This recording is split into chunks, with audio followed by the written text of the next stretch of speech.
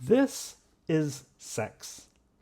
Now, it's not bee sex, it's actually plant sex, and we call it pollination. Now, we hear this word pollination thrown around quite a bit, but what really is pollination, and how did it get started?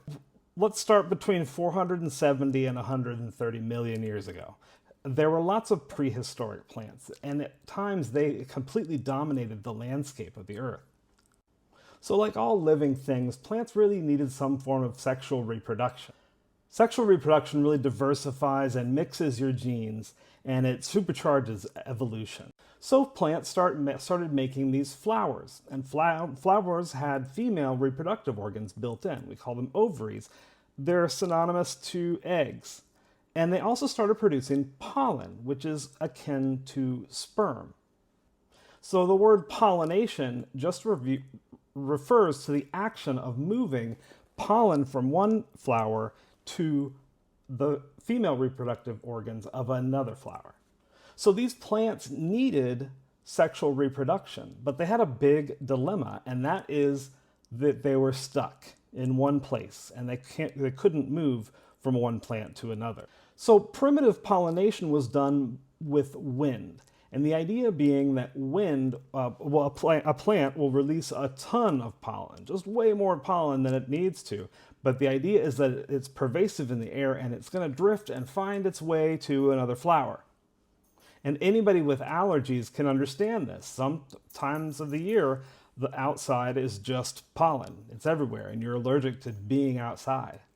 And to this day, there's still plenty of plants that rely on wind pollination. I'm thinking corn is a crop that needs wind pollination, and oak trees produce pollen just out in the open.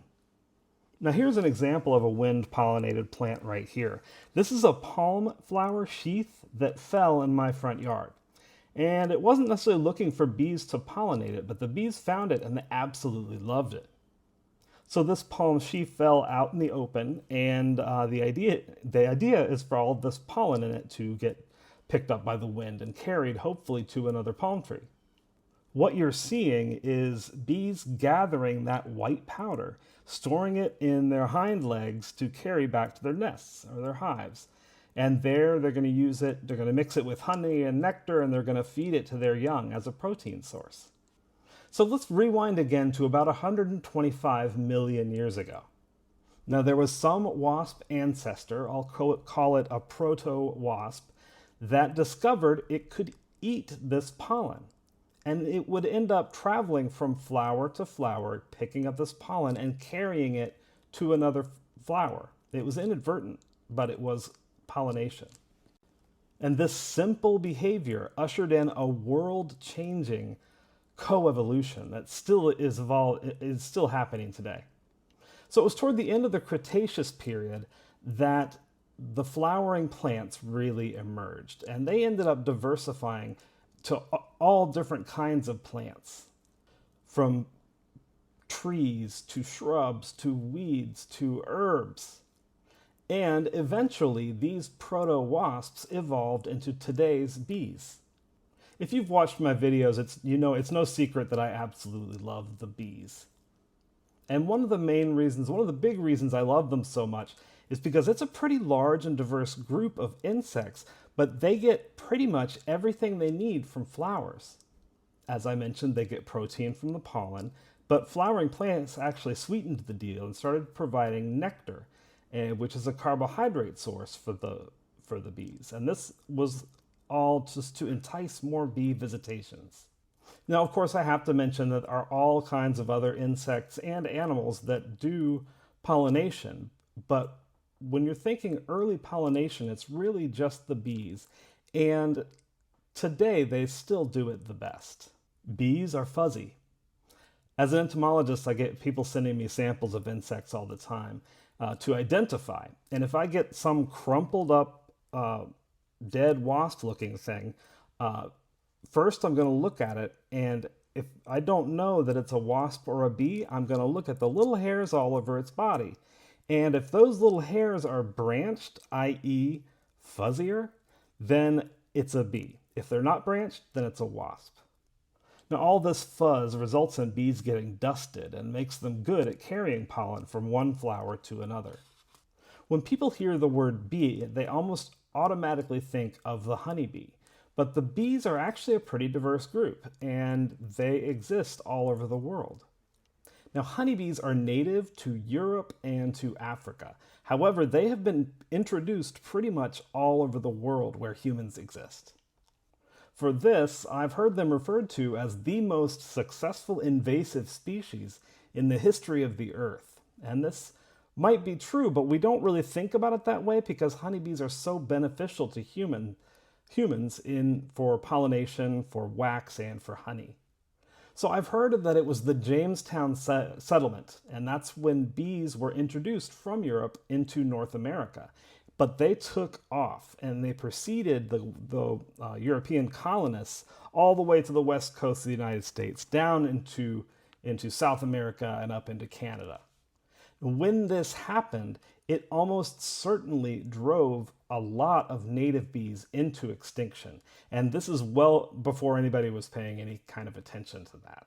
For better or for worse, modern agriculture tends to grow crops in these giant monocultures. I'm going to use an almond orchard as an example here. If you zoom out, you'll see that there's nothing but almond trees here. And when those almond flowers are not open, this is a food desert for honeybees, or for any bees, really. So there just aren't enough flowers here to support any population of bees. Now, this almond farmer has a problem, and that's that his crop depends on pollination from any sort of a bee, but it needs bees to pollinate it. So when these flowers open up all at once, there just aren't enough bees around to carry out this pollination. And that's why farmers tend to rent hives of honeybees from beekeepers. And the beekeepers will take them from one place to another into an almond orchard, drop them down on the ground, and the bees will go and pollinate these almond trees when the flowers are open. Now, it's important to point out that this is not a new practice.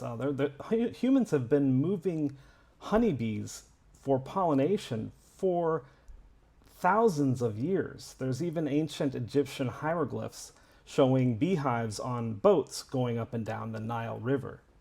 So today, this practice is actually one of the biggest money makers for beekeepers. And it tends to surpass money made from honey or wax production. So why honeybees? Why don't we just kill off all the honeybees in North and South America, allow our native bee populations to recover, and just have native bees do all of our pollination services? I mean, after all, bumblebees tend to be better pollinators than honeybees. Think about a bumblebee. They're really big, and they're very fuzzy, and they have wings, and when they flap their wings, it causes their whole body to vibrate. And they do this thing called buzz pollination, where they'll land on a flower, hold onto it with its legs, and then flap its wings, and the idea being it shakes all the pollen out of that flower and onto its fuzz. Well, here's why we use honeybees. There's actually two good reasons. The first reason is that honeybees exist in managed hives. You can move them easily from one place to another, and they're mobile within their hives, and you can domesticate them. So here's a modern day migratory beekeeper all set up to rent their hives to farmers. And the second reason we choose honeybees is because of their level of sociality. So in the group of the bees, there is a number of species that are social, but they have different levels of sociality. For example, some are considered subsocial, some are semi-social, some are just aggregations. They're not really that social, but they do tend to hang out together. And then there's all the way social. We call it eusociality, and there's hardly any bees that rival the honeybee when it comes to eusociality. Back to our bumblebee example, bumblebees go through a solitary phase. So here's how a bumblebee colony works. In the summer, they have a nest, and in that nest are a bunch of workers, and they have little wax pots full of growing brood and other pots full of honey, and they're in there, and there's a couple of hundred of them, and they're all doing their work together. Now, what happens in the fall is that nest is going to send out a bunch of potential queens of future colonies. It's late in the season, in the fall. And that queen is going to go find males to mate with, and then she's going to go somewhere under a rock or in the ground or in a log and hibernate for the entire winter.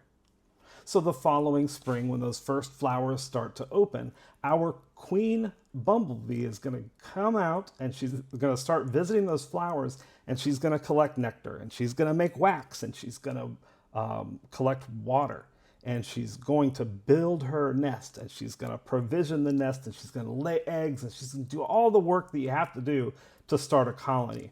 By the middle of the summer, however, she's done, and she has workers that are now taking care of things, and the workers are doing the work, and she's just laying the eggs. A fundamental difference between bumblebees and honeybees is that honeybees never go through this solitary phase.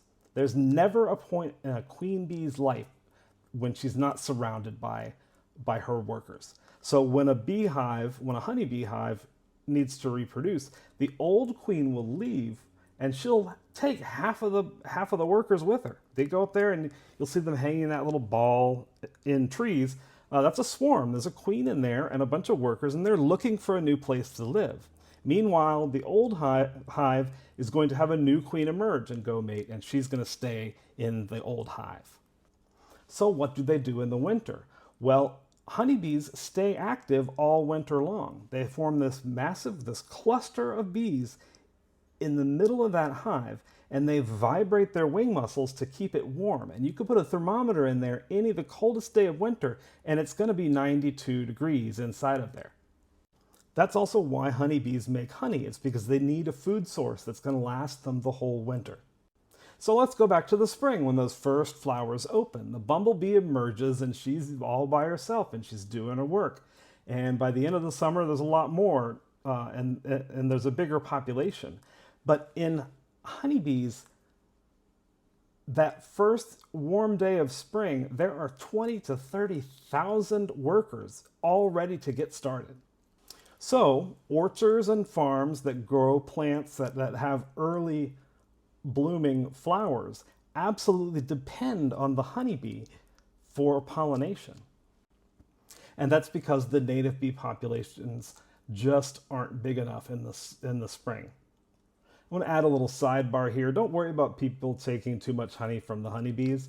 The whole point of beekeeping is to actually maintain the beehive at a larger population and tricking them into thinking that they have a small population.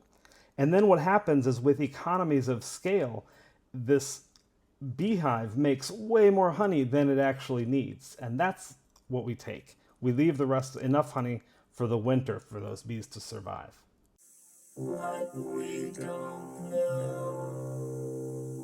Because of their economic importance, honeybees are actually perhaps one of the most studied insects on Earth. So we know a lot about the social structure of bees. Now, that's actually one reason why I've studied the termites, is because there's still a lot of mystery in the sociality of the termites, but not so much the honeybee.